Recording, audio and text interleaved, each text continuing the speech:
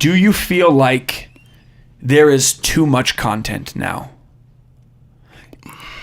We have, and I'm not talking like books and learning and cool scientific things. I'm talking straight entertainment, movies and TV shows, Netflix, Amazon Prime, Hulu, all the major networks.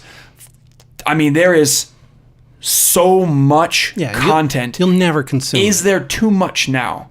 Perhaps, but I don't know that there's a limit there. Here's the thing. I think good stuff, the best stuff, tends to rise to the top, and it tends to persist with time. So, like, I think we create a lot of shit, and then within a year, most of that's forgotten, you know? And I think the real gems in there, things that are real gems, people tend to preserve, right? And I would agree. Like, you get those, like I said, that Sackler family that's just killing everybody with opioids. Yeah. What are they doing with that money?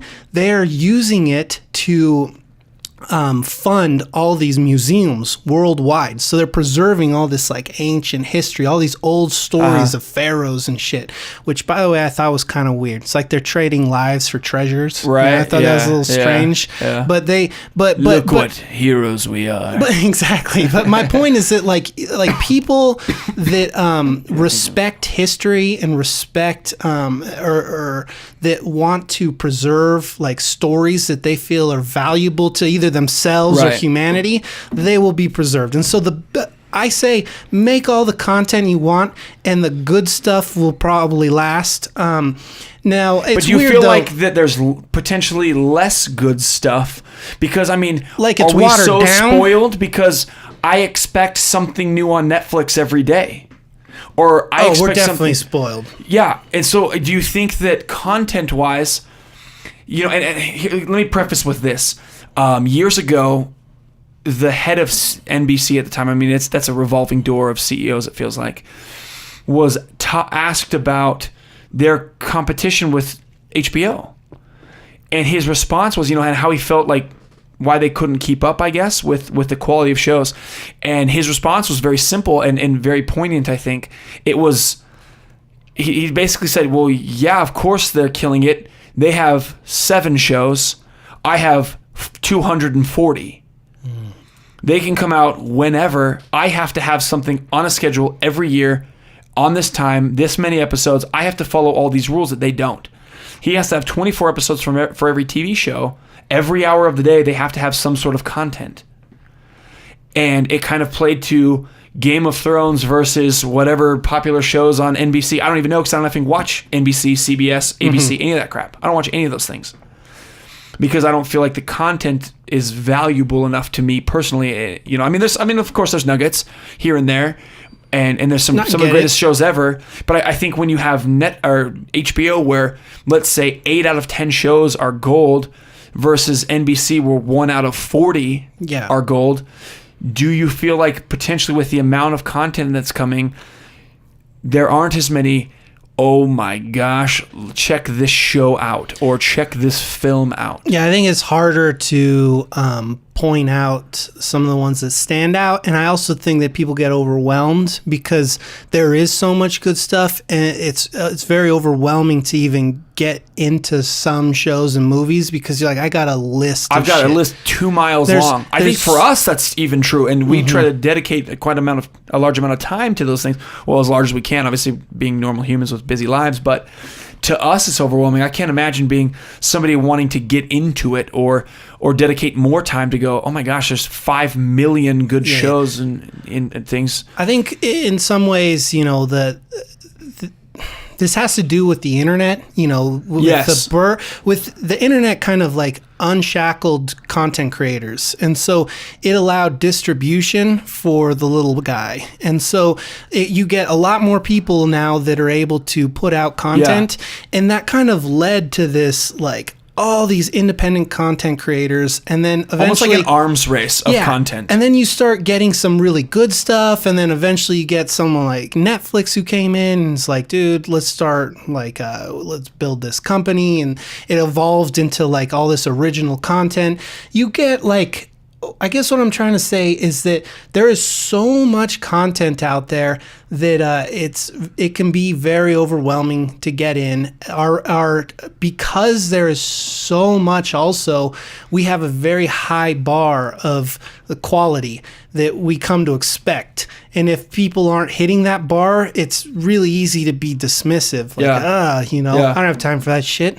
That's a good and point. So, go ahead. Sorry, finish that thought. So I think that in some ways it's been really great because now there's so many filmmakers that are able to get stuff done that would have never been made before because there's so many ways to distribute your content now. You can either do it yourself or Netflix buys everything, and if it's not Netflix, you got Hulu will buy it, Amazon will buy it. You can put it on YouTube. Exactly. I mean, there's an infinite number of ways. Almost it seems like to get that so content many ways out. to distribute. That I think that now there's not a lack of ideas, but now you've got like definitely. There is disparity amongst quality. Yeah. Yeah, I wanted to go back to your point of the bar. Mm-hmm. Because I agree. I think now with content, it almost seems like Netflix is going, okay, they want quantity over quality. Yeah. I want something new more than I want something good. Yeah, and I think that's why we get what we see. It's like kind of an average plot, just star-studded and looks beautiful. Yeah, exactly. It's kind of that cookie cutter. We've talked about it in the past where they make very shiny movies that are kind of like, that was all right. I got my 2 hours back or whatever. I'm paying $8 a month or whatever for it. Who cares? But I think the other side of that, I feel like that there's going to be a shift though, that we go from quantity to quality. I hope so. I really do. My fear is that with network TV being so relevant for so long, I remember my parents always just watched whatever was on. Mm-hmm. It seemed like when they would just turn something on and they would consume it, whatever it was.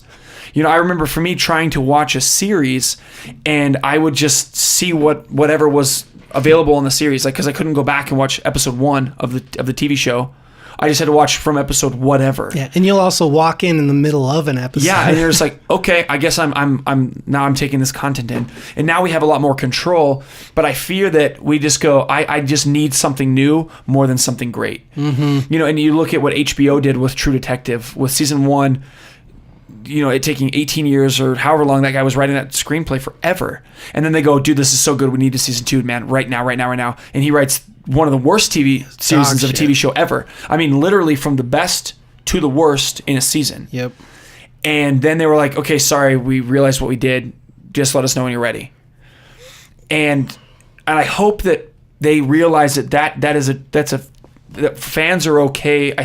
I would hope. Maybe I'm speaking for a small minority, but I would hope that they're okay waiting for something good. I hope so. I think that we do need to have kind of hold filmmakers accountable to be able to put out good content, good messages. Yeah.